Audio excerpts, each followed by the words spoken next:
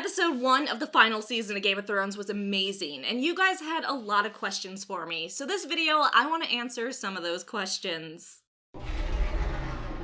So let's start with Saints Fan, who had a few questions, and I want to start with the one that I feel like the most people have asked me about, or yelled things at me about.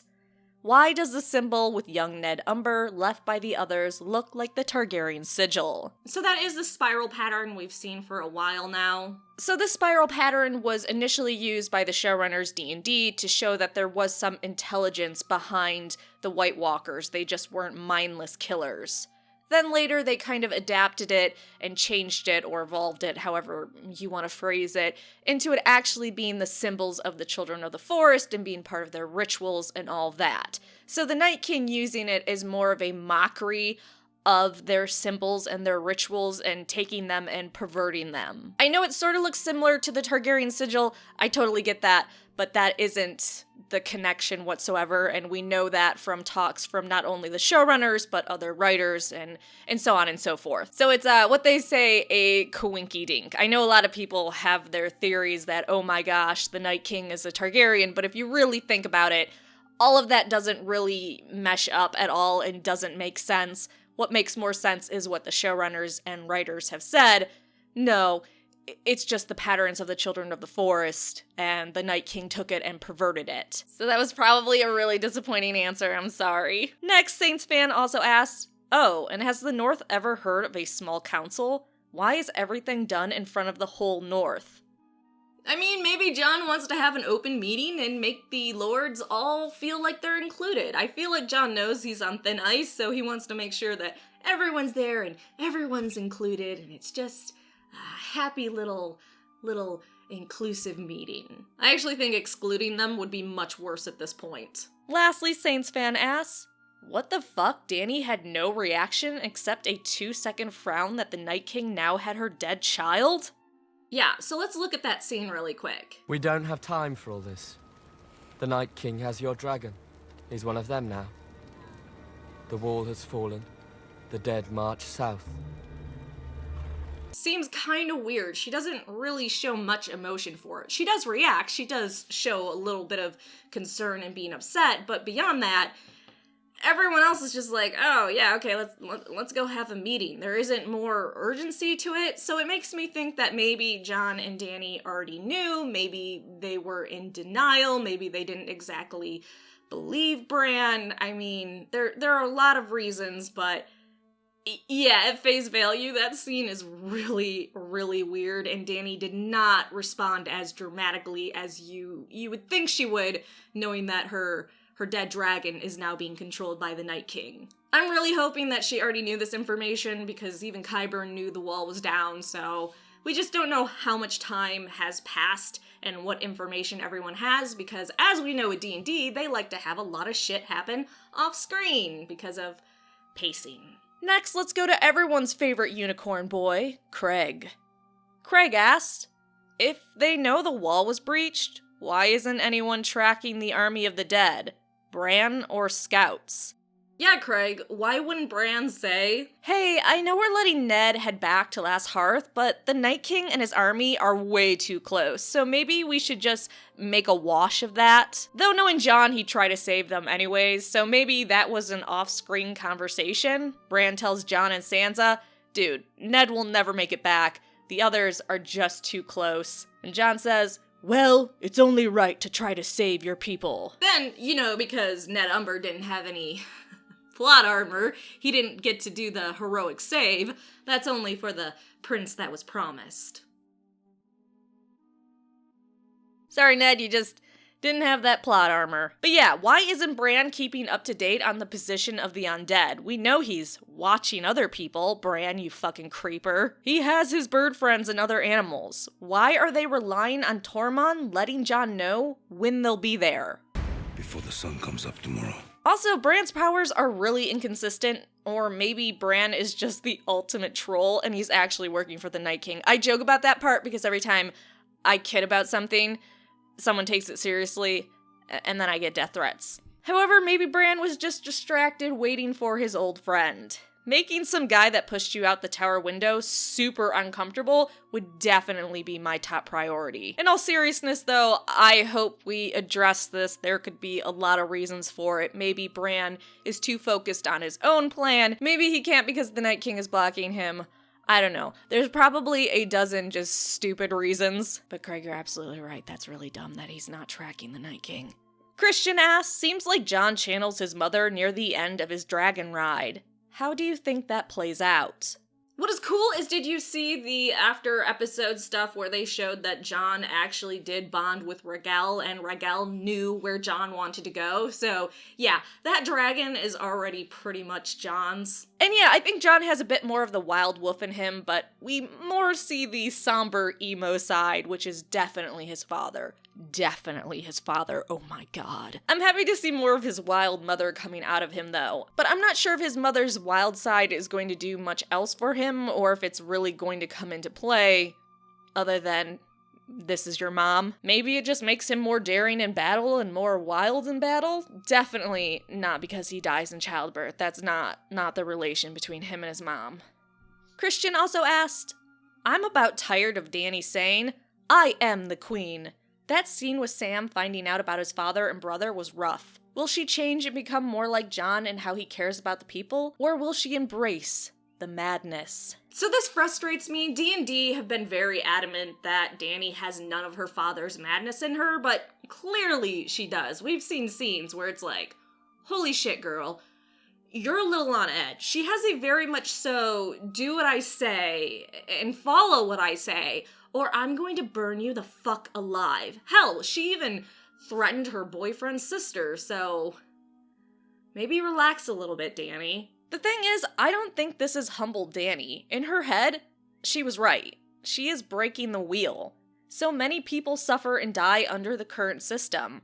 So she's just going to keep killing people that don't agree with her new system, which is so great, because if you don't follow it, I'll fucking murder you. Yay for progress. This season actually really hurts already because I was so on board for Dany and so happy to see her in Westeros kicking ass, and now I feel like all her bad qualities throughout the previous seasons are coming into sharp focus. I think the problem is she always needs people to keep her in check, and she doesn't always listen to them and then does really horrible shit. I think Jon will see she is more like her father than she and he realized, and that she shouldn't rule the Seven Kingdoms. Right now, I'm leaning more towards madness. We know Emilia Clarke did interviews where she said that people are going to see Dany in a different light this season, and maybe in a much more negative light, and she was a little worried about it, so here we go. Dardell 2001 asks, will Bran tell Jon he looked beautiful on the boat? Oh yeah, definitely. In fact, there was already some leaked audio of it. Jon, you looked so beautiful that night on the boat.